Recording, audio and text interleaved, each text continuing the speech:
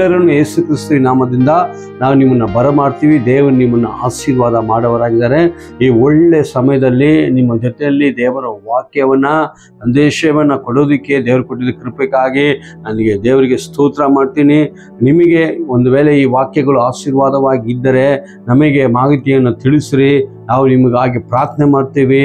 ನಿಮಗಾಗಿ ನಮ್ಮ ಎಲ್ಲ ವಿಷಯದಲ್ಲೂ ನಿಮಗಾಗಿ ನಾವು ಪ್ರಾರ್ಥನೆ ಮಾಡೋರಾಗಿದ್ವಿ. ನಮಗೆ ತಿಳಿಪಡಿಸ್ರಿ. ದೇವರು ನಿಮ್ಮನ್ನು ಆಶೀರ್ವಾದ ಮಾಡೋರಾಗಿದ್ದಾರೆ. ನಮ್ಮೊಂದು ನಿಮಿಷ ಕಣ್ಗಳನ್ನು ಮುಚ್ಚಿ ನಾವು ಪ್ರಾರ್ಥನೆ ಮಾಡೋಣ. ಅಪ್ಪ, ಪ್ರೀತಿಯುಳ್ಳ ತಂದೆಯೇ, ನಿಮಗೆ ಸ್ತೋತ್ರವಾಗಲಿ. ಅಪ್ಪ, ನೀನೆಷ್ಟು ಸುಂದರವಾದ ದೇವರು, ಮಹಿಮೆಯಾದ ದೇವರಪ್ಪ. ನಿನ್ನ ನಾಮವನ್ನು ಇಟ್ಟು ನಾವು ಪ್ರಾರ್ಥನೆ ಮಾಡ್ತೀವಿ ಸ್ವಾಮಿನಲ್ಲಪ್ಪ. ಅಪ್ಪ, ಈ ಗೂಢಾರ್ಥಗಳನ್ನ ಮಹತ್ವಗಳನ್ನ ದೇವರು ನಮಗೆ ತಿಳಿಯಪಡಿಸು. ದೇವರ ವಾಕ್ಯದ ಮೂಲಕವಾಗಿ ನಮಗೆ ತಿಳಿಯಪಡಿಸು. ದೇವರೇ, ನೀವು ನಮ್ಮ ಜೊತೆಯಲ್ಲಿ ಮಾತನಾಡುವಾಗ ದೇವರ ಒಂದು ದೊಡ್ಡ ಬಿಡುಗಡೆ ಆಗುವುದಾಗಿದೆ ಸ್ವಾಮಿ. ಅಪ್ಪ, ಇವೆಲ್ಲಲ್ಲಿ ಪವಿತ್ರಾತ್ಮನು ನಮ್ಮನ್ನಿಟ್ಟು ನೀನು ಮಾತನಾಡಬೇಕಂತೇಳಿ ನಾವು ಬೇಡ್ತಾ ಇದ್ದೀವಿ ತಂದೆ. ಯೇಸುವಿನ ನಾಮದಿಂದ ನಾನು ಬೇಡ್ತೀನಿ ತಂದೆ. ಆಮೇನ್ ಆಮೇನ್. ಹಲ್ಲೆಲೂಯಾ. ದೇವರಿಗೆ ಸ್ತೋತ್ರವಾಗಲಿ. ಯೇಸು ಕ್ರಿಸ್ತರು ಈ ಲೋಕಕ್ಕೆ ಬಂದಿದೆ ಒಂದು ಉದ್ದೇಶ ಏನಂದ್ರೆ ಪಾಪಿಗಳನ್ನ ರಕ್ಷಣೆಗೆ ತಗೊಂಬರುವುದೇ, ಪಾಪಿಗಳನ್ನ ಬಿಡಿಸುವುದಕ್ಕಾಗಿ ನಮಗಾಗಿ ಲೋಕಕ್ಕೆ ಬಂದು ಆತನು ಕಲ್ವಾರಿ ಶಿಲುಬೆಗೆ ಹೋಗಿ ರಕ್ತವನ್ನು ನಮಗಾಗಿ ಕೊಟ್ಟು ನಮ್ಮನ್ನ ಬಿಡಿಸಿ ಒಂದು ಒಳ್ಳೆ ಮಾರ್ಗದಲ್ಲಿ ಆತನು ತಗೊಂಬಂದಿದವರಾಗಿದ್ದಾರೆ. ನೋಡ್ರಿ, ಯೇಸು ಕ್ರಿಸ್ತನು 3 ವರ್ಷ ಕಾಲಗಳು ಆತನು ಸೇವೆಯನ್ನು ಮಾಡಿದವರಾಗಿದ್ದಾರೆ. ಆತನ ಸೇವೆಯಲ್ಲಿ ನೋಡುವಾಗ ಅವರು ಎಲ್ಲ ಪಟ್ಟಣದಲ್ಲೂ ಗ್ರಾಮದಲ್ಲೂ ಹೋಗಿ ಅನೇಕ ಅದ್ಭುತಗಳನ್ನು ಅವರು ಮಾಡಿದವರಾಗಿದ್ದಾರೆ. ಅನೇಕ ದೆವ್ವ ಇದ್ದವರಿಗೆ, ರೋಗಿಗಳಿಗೆ ಎಲ್ರಿಗೂ ದೇವರು ಬಿಡುಗಡೆ ಮಾಡಿದವರಾಗಿದ್ದಾರೆ. ಇವತ್ತಿನ ಕುರಿತು ನಾನು ಇವತ್ತು ನಿಮ್ಮ ಜೊತೆಯಲ್ಲಿ ಮಾತನಾಡುವ ಒಬ್ಬ ವ್ಯಕ್ತಿ ಒಳಗಡೆ ಯೇಸು ಬಂದರೆ ಏನು ಆಗುವುದು, ಆತನ ಜೀವಿತದಲ್ಲಿ ಯೇಸು ಬಂದು ನಮ್ಮನ್ನು ಮುಟ್ಟಿದ್ರೆ ಏನು ಆಗುವುದು ಅಂತ ಇವತ್ತು ಒಂದು ವ್ಯಕ್ತಿನ ಕುರಿತು ನಿಮ್ಮ ಜೊತೆಯಲ್ಲಿ ನಾನು ಮಾತನಾಡೋಕ್ಕೆ ಇಷ್ಟಪಡ್ತಾ ಇದ್ದೀನಿ. ಅವನ ಜೀವಿತದಲ್ಲಿ ಯೇಸು ಹೋಗಿ ಏನನ್ನ ಮಾಡಿದರು, ಯೇಸು ಏನನ್ನ ಅದ್ಭುತಗಳನ್ನ ಅಲ್ಲಿ ಮಾಡಿದಾರಂತ ದೇವರ ವಾಕ್ಯವನ್ನ ಹೇಳೋಣ ಆಗಿದೆ. ನೀವೆಲ್ಲಿ ನಾವು ಒಂದು ವಾಕ್ಯವನ್ನ ಮಾರ್ಕ್ ಬರೆದ ಸುವಾರ್ತೆಯಲ್ಲಿ 5ನೇ ಅಧಿಕಾರದಲ್ಲಿ 15ನೇ ಅಧ್ಯಾಯಗಳನ್ನ ಓದಿಕೊಳ್ಳೋಣ. ಮಾರ್ಕನು ಬರೆದ ಸುವಾರ್ತೆ 5ನೇ ಅಧ್ಯಾಯ 15ನೇ ವಾಕ್ಯ ಓದ್ರಿ. ಅಂದರೆ ದೆವ್ವಗಳ ದಂಡಿನಿಂದ ಹಿಡಿಯಲ್ಪಟ್ಟಿದವನು ಬಟ್ಟೆಗಳನ್ನು ಹಾಕಿಕೊಂಡು ಸ್ವಸ್ಥ ಬುದ್ಧಿ ಉಳ್ಳವನಾಗಿ ಕೂತಿರುವುದನ್ನು ನೋಡಿ ಎದರಿದರು. ಹಲ್ಲೆಲೂಯಾ. ಇಲ್ಲಿ ನೋಡ್ರಿ, ಇಲ್ಲಿ ಒಂದು ವ್ಯಕ್ತಿ ಕಾಣಲ್ಪಡ್ತಾನೆ. ಅವನಿಗೆ ವಸ್ತ್ರವನ್ನು ಧರಿಸಿ ಅವನು ಸ್ವಸ್ಥ ಬುದ್ಧಿ ಉಳ್ಳ ಒಂದು ಮನುಷ್ಯನಾಗಿ ಅವನು ದೇವರ ಪಾದದಲ್ಲಿ ಕೂತಿರೋದನ್ನ ನೋಡಿ ಅಲ್ಲಿರೋ ಜನಗಳು ಎದರಿದರು ಅಂತ ದೇವರ ವಾಕ್ಯ ಹೇಳಲ್ಪಟ್ಟಿದೆ. ಹಲ್ಲೆಲೂಯಾ. ನೋಡ್ರಿ, ಈ ಮನುಷ್ಯನಿಗೆ ದೇವರು ಏನ್ ಮಾಡಿದಂದ್ರೆ ಒಳ್ಳೆ ಬುದ್ಧಿಯನ್ನ, ಜ್ಞಾನವನ್ನ ದೇವರು ಕೊಟ್ಟಿದವರಾಗಿದ್ದಾರೆ. ಎರಡನೇದು ಬಂದು ಆತನ ಜೀವಿತದಲ್ಲಿ ದೇವರು ಮಾಡಿದ ಒಂದು ಅದ್ಭುತ ಅಂದ್ರೆ ಏನಂದ್ರೆ ಅವನಿಗೆ ಒಂದು ಹೊಸ ಬಟ್ಟೆಯನ್ನ ದೇವರು ಆತನಿಗೆ ಕೊಟ್ಟಿದವರಾಗಿದ್ದಾರೆ. ಹಲ್ಲೆಲೂಯಾ. ಆ ವ್ಯಕ್ತಿನ ನೋಡಿ ಜನಗಳು ಬ್ರಹ್ಮಿ ಅಲ್ಲಿ ಎದುರಿದ್ರಂತ ದೇವರ ವಾಕ್ಯ ಹೇಳಲ್ಪಟ್ಟಿದೆ. ಹಲ್ಲೆಲೂಯಾ. ಅವಾಗ ಈ ವ್ಯಕ್ತಿ ಯಾರಾಗಿದ್ದಾನೆ, ಈ ವ್ಯಕ್ತಿನ ಒಳಗಡೆ ಏನ್ ನಡೀತು, ಏನ್ ಅದ್ಭುತಗಳಾಯ್ತು, ಯಾಕೆ ಇವನು ಬುದ್ಧಿ ಧರಿಸಿ ಅಲ್ಲಿ ದೇವರ ಪಾದದಲ್ಲಿ ಕೂತಿದ್ದ, ಅವನಿಗೆ ಒಂದು ಹೊಸ ಬಟ್ಟೆಯನ್ನು ದೇವರು ಧರಿಸಿ ಅವನು ಅಲ್ಲಿ ಕೂತಿದ್ದ ಅಂತ ನೋಡುವಾಗ ಇವನ ವ್ಯಕ್ತಿಯ ಜೀವಿತದಲ್ಲಿ ಒಂದು ದೊಡ್ಡ ಕಾರ್ಯ ನಡೆದಿದೆ. ಅವನ ಜೀವಿತದಲ್ಲಿ ಒಂದು ಕಾರ್ಯ ಅವನ ಜೀವಿತದಲ್ಲಿ ಬಂದಿದೆ. ಅದಕ್ಕೆ ದೇವರು ಅವನ ಜೀವಿತದಲ್ಲಿ ಒಂದು ದೊಡ್ಡ ಅದ್ಭುತವನ್ನ ಮಾಡಿ ಅವನನ್ನ ಒಂದು ಒಳ್ಳೆ ಮಾರ್ಗಕ್ಕೆ ತಗೊಂಬಂದು ಆತನಿಗೆ ಒಂದು ಒಳ್ಳೆ ರಕ್ಷಣೆಯನ್ನು ಕೊಟ್ಟು ಅವನಿಗೆ ಒಳ್ಳೆ ಜ್ಞಾನದ ಬುದ್ಧಿಯನ್ನು ಕೊಟ್ಟು ಒಳ್ಳೆ ವಸ್ತ್ರವನ್ನು ಅವನಿಗೆ ಕೊಟ್ಟು ಅವನು ದೇವರ ಪಾದದಲ್ಲಿ ಕೂತಿದನು. ಹಲ್ಲೆಲೂಯಾ. ಇವಾಗ ಈ ವ್ಯಕ್ತಿನ ಕುರಿತು ನಾನು ನಿಮಗೆ ಸ್ಪಷ್ಟವಾಗಿ ಹೇಳಲ್ಪಟ್ಟಿದ್ದೀನಿ. ಇವನ ಮನೆ ಎಲ್ಲಿತ್ತು, ಇವನ ಜೀವಿತದಲ್ಲಿ ಏನಾಯ್ತು, ಯಾಕೆ ಯೇಸು ಕ್ರಿಸ್ತರು ಇವನ್ನ ಬಿಡುಗಡೆ ಮಾಡಿದ್ರು ಅಂತ ಇವತ್ತು ನಾನು ನಿಮ್ಮ ಬೆಲೆ ನಾನು ಮಾತನಾಡ್ತೀನಿ. ಅದೇ ಮಾರ್ಕನ ಬರೆದ ಸುವಾರ್ತೆಯಲ್ಲಿ 5ನೇ ಅಧಿಕಾರದಲ್ಲಿ ಅದರಲ್ಲಿ 1ನೇ ವಾಕ್ಯವನ್ನ 1-2 ವಾಕ್ಯವನ್ನ ಫಸ್ಟ್ ನಾವು ಓದಿಕೊಳ್ಳೋಣ. ಆಮೇಲೆ ಅವರು ಸಮುದ್ರದ ಆಚೆ ದಡಕ್ಕೆ ಗೆರಸೇನರ ಸೀಮೆಗೆ ಮುಟ್ಟಿದರು. ಆತನು ದೋಣಿಯಿಂದ ಇಳಿದು ಬಂದ ಕೂಡಲೇ ದೆವ್ವ ಹಿಡಿದವನು ಸಮಾಧಿಯ ಗವಿ ಒಳಗಿಂದ ಆತನ ಎದುರಿಗೆ ಬಂದನು. ಹಲ್ಲೆಲೂಯಾ. ಸಾಕು ನೋಡ್ರಿ, ಇಲ್ಲಿ ಯೇಸು ಕ್ರಿಸ್ತನು ಅಲ್ಲಿಂದ ಅವರು ದೋಣಿ ಇಳಿದು ಅಲ್ಲಿ ಬಂದಿದ ನಿಮಿತ್ತವಾಗಿ ಆತನ ಪಾದವು ಆ ಭೂಮಿ ಮೇಲೆ ಪಡುವಾಗನೇ ಇವನು ಸಮಾಧಿ ಗೆಲೆಗಳಿಂದ ಅವನು ಯೇಸುವಿನ ಅಡ್ಡ ಬಂದವನಾಗಿದ್ದಾನೆ. ಹಲ್ಲೆಲೂಯಾ. ಅವಾಗ ನೋಡ್ರಿ, ಇವನಿಗೆ ಒಂದು ಸುಂದರವಾದ ಒಂದು ಕುಟುಂಬ ಇದ್ದಿರ್ಬೋದು, ಇವನಿಗೆ ಒಂದು ಪ್ರೀತಿ ಉಳ್ಳ ತಂದೆ ತಾಯಿ ಎಲ್ಲಾನು ಇದ್ದಿರ್ಬೋದು, ಬಂಧು ಬಳಗ ಎಲ್ಲಾರು ಇದ್ದಿರ್ಬೋದು. ಅಂದ್ರೆ ಇವನ ಜೀವಿತದಲ್ಲಿ ಯೇಸು ಈತನನ್ನ ಹುಡುಕಿ ಎಲ್ಲಿಗೆ ಹೋದ್ರಂತ ದೇವರ ವಾಕ್ಯ ಹೇಳಲ್ಪಟ್ಟಿದೆ ಅಂದ್ರೆ ಸಮಾಧಿನ ಬಲೆಗೆ ಅವರು ಹೋಗಿದವರಾಗಿದ್ದಾರೆ. ನೋಡ್ರಿ, ನಮ್ಮ ಯೇಸು ಎಲ್ಲಿಗೆ ಹೋದ್ರ ಅಂತ ಹೇಳಲ್ಪಟ್ಟಿದೆ. ಈ ವ್ಯಕ್ತಿಗೂ ಯೇಸುಗೂ ಏನು ಕಲೆಕ್ಷನ್ ಇಲ್ಲ. ಹಲ್ಲೆಲೂಯಾ. ಅಂದ್ರೆ ಈ ವ್ಯಕ್ತಿ ಎಲ್ಲಿಗೆ ಹೋಗಿದನು, ಎಲ್ಲಿ ಪ್ರವೇಶಿಸಿದ್ರಂದ್ರೆ ಆತನು ದೋಣಿ ಇಳಿದು ಬರುವಾಗನೇ ಇವನಿಗೆ ಗೊತ್ತಾಯ್ತು, ಇಲ್ಲಿ ಒಂದು ದೇವ ಮನುಷ್ಯರು, ಇಲ್ಲಿ ಯೇಸು ಬರ್ತಾರಂತ ಆತನಿಗೆ ಗೊತ್ತು. ಹಲ್ಲೆಲೂಯಾ. ಅವಾಗನೇ ಅವನಿಗೆ ನಟಕ, ಅವನಿಗೆ ಅವಾಗನೇ ಒಂದು ಭಯ ಅವನ ಜೀವಿತದಲ್ಲಿ ಉಂಟಾಗಿದೆ. ಇನ್ನ ಈ ವ್ಯಕ್ತಿ ಕುರಿತು ಇನ್ನ ಸ್ಪಷ್ಟವಾಗಿ ಹೇಳಲ್ಪಟ್ಟಿದೆ. ಇನ್ನು ಮುಂದೆ ವಾಕ್ಯ, 3ನೇ ವಾಕ್ಯವನ್ನು ಓದಿಕೊಳ್ಳೋಣ. ಅವನಿಗೆ ಸಮಾಧಿಯ ಗವಿಗಳೇ ವಾಸಸ್ಥಳವಾಗಿತ್ತು. ನೋಡ್ರಿ, ನಮಗೆ ಸುಂದರವಾದ ಮನೆ ಇದೆ, ಆ ಮನೆಯಲ್ಲಿ ನಾವು ವಾಸ ಮಾಡುವವರಾಗಿದ್ದೀವಿ. ಅಂದ್ರೆ ಈ ವ್ಯಕ್ತಿಗೆ ಎಲ್ಲಿ ಆತನ ಮನೆ ಇದ್ದು ಅಂತ ಹೇಳಲ್ಪಟ್ಟಿದೆ ಅಂದ್ರೆ ಆತನ ಮನೆ ಒಂದು ಸಮಾಧಿ ಬಲೆಗೆ, ಅದಾದ ಸಮಾಧಿ ಇರುವ ಯಾರು ಹೋದ ಜಾಗದಲ್ಲಿ ಒಂದು ಸಮಾಧಿ ಎಣಗಳನ್ನ ಹಾಕುವ ಸ್ಥಳದಲ್ಲಿ, ಊತು ಹಾಕುವ ಜಾಗದಲ್ಲಿ ಈತನ ಮನೆ ವಾಸ ಸ್ಥಳವು ಆತನ ಹತ್ರ ಇತ್ತು ಅಂತ ದೇವರ ವಾಕ್ಯ ಹೇಳಲ್ಪಟ್ಟಿದೆ. ಹಲ್ಲೆಲೂಯಾ. ನೋಡ್ರಿ, ಯೇಸು ರಾಜ ಅವನಿಗೆ ಒಂದು ಮಾರ್ಗವನ್ನು ತೋರಿಸುವುದಕ್ಕಾಗಿ, ಆತನನ್ನು ಬಿಡಿಸುವುದಕ್ಕಾಗಿ ಯೇಸು ಅವನ್ನ ಆರಿಸ್ಕೊಂಡು ಯೇಸು ಅಲ್ಲಿ ಹೋಗಿದವರಾಗಿದ್ದಾರೆ. ಹಲ್ಲೆಲೂಯಾ. ನೋಡ್ರಿ, ಆತನ ಜೀವಿತದಲ್ಲಿ ಆತನ ಮನೆ ಎಲ್ಲಿತ್ತಂದ್ರೆ ಆತನ ಸಮಾಧಿ ಬಲೆಗೆ ಇತ್ತು ಅಂತ ಹೇಳಲ್ಪಟ್ಟಿದೆ. ಹಲ್ಲೆಲೂಯಾ.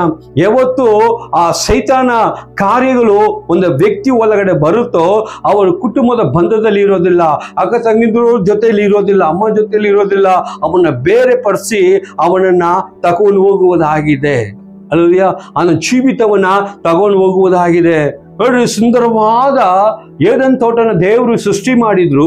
ಆ ಸೃಷ್ಟಿ ಮಾಡಿ ಅದರಲ್ಲಿ ಎಲ್ಲ ಮೃಗಗಳನ್ನ ಎಲ್ಲವನ್ನು ಸೃಷ್ಟಿ ಮಾಡಿ ದೇವರು ಆಳ್ವಿಕೆ ಮಾಡಕ್ಕೆ ಬಿಟ್ಟಿದ್ರೆ ಅಲ್ಲಿ ನೋಡ್ರೆ ಅಲ್ಲಿ ನೋಡುವಾಗ ಏನಾಗುತ್ತೆ, ಸೈತಾನ್ ಬಂದು ಆ ತೋಟದಲ್ಲಿ ಬಂದು ಇವರಿಗೆ ಎಂಟ್ರಾಗಿ ಅದರಲ್ಲಿ ಅವನ್ನ ವಂಚಿಸಿ ಅವನ್ನ ಏನ್ ಮಾಡ್ತಾರೆ, ಅವನ್ನ ಬೇರೆ ಪಡಿಸುವವರಾಗಿದ್ದಾನೆ.